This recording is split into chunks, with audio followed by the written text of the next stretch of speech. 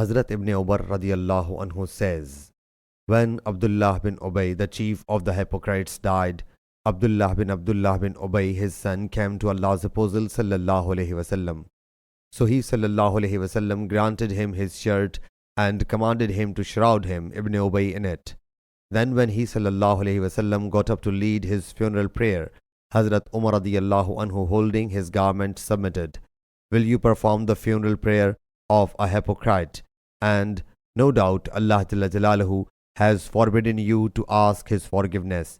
Whereupon he sallallahu alaihi wasallam said, Allah Jalla Jalaluhu has granted me option, or notified me, has said, ask you forgiveness for them or ask not. If you will ask forgiveness for them 70 times, Allah will never forgive them. He sallallahu alaihi wasallam then said, I will seek pardon for him more than 70 times. The reporter says, then Allah's apostle sallallahu alaihi wasallam led his funeral prayer and we performed it along with him as well.